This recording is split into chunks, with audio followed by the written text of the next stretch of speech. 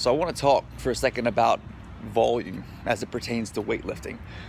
Volume has sort of a negative connotation. There's like a stigma attached to the word volume when you talk about weightlifting specifically.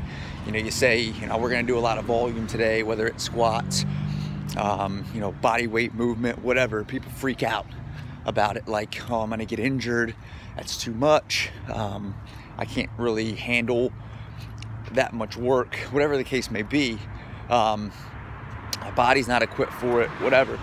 But it seems like it surrounds weightlifting more than anything. Like you talk about, a marathon runner that goes out and puts in, 8 to 15 miles several times a week, right? We don't think about, oh my goodness, that's so much volume. Like it may be to somebody, but to a marathoner, we think, all right, well, the ultimate goal for that person is to be able to run a marathon efficiently. Seems about right that they should be putting in that type of miles. That's how they probably should train for something like that. That's how we approach that. Somebody that's a triathlete, well, they're riding their bike 10, 20, 30, 40 miles a day. They're swimming a bunch, they're running a bunch. Well, yeah, no, they're a triathlete, so they should probably be training that much. So, a lot of other sports, a lot of things that we do when it comes to volume, depending on what that person is training for, who the subject is, and what the ultimate goal is, we sort of dismiss volume as it being anything that's different.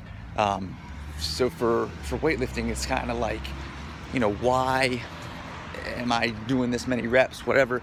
But people that do volume when it comes to weightlifting have the same goals as somebody who's training for a triathlon or a marathon or whatever. You might not enjoy training the same way or weightlifting the same way as somebody else, but ultimately, if you're looking for hypertrophy, you might have to do some volume. Like your style of training might not be low rep, high weight. It might be low weight, high rep. Maybe you respond better to that. Personally, I respond better to that. I'm not built in such a way. My frame can't handle heavy loads for low reps constantly.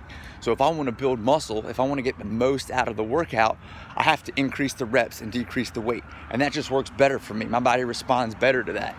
I also enjoy the cardiovascular aspect of lower weight, higher volume, because I don't necessarily like to run, row, cycle, all that stuff all the time. But I also don't like to not sweat and not feel like my heart rate is elevated when I'm weightlifting. So I tend to like higher sets where you've got to stay in stuff. I like the intensity of supersetting, that sort of thing, jumping back and forth between exercises. And I think that in terms of strength gains, cardiovascular advancement, that sort of thing, lower weight, higher rep stuff, volume training is a great way to go. It works for me. It helps me accomplish my goals, just like, running long distances helps a marathon accomplish their goals. Just like running, swimming, biking long distances helps a triathlete accomplish their goals. There's nothing wrong with it. I think that the tendency for most people is just that you're increasing the risk of injury. Well, anything I do more, I'm increasing the risk of injury, right? It's not unique to weightlifting. Anything that I, push the limits on, and if I'm doing 10 reps of something instead of 5 reps of something, sure. Within those additional 5 reps, am I increasing the risk of injury? Sure. That's why form is so important, and being smart about your training, listening to your body is so important. But don't be afraid of the word volume when it comes to lifting, because there's really nothing unique about weightlifting that puts you in a position to be hurt any more than any other sport that you do or any other activity that you do at volume. So if you're somebody that enjoys reps and the cardio aspect of bigger sets, lighter weight, then go for it. Be careful with what you're doing, like anything else, and as long as you're smart about it and getting what you want out of it, keep training that way.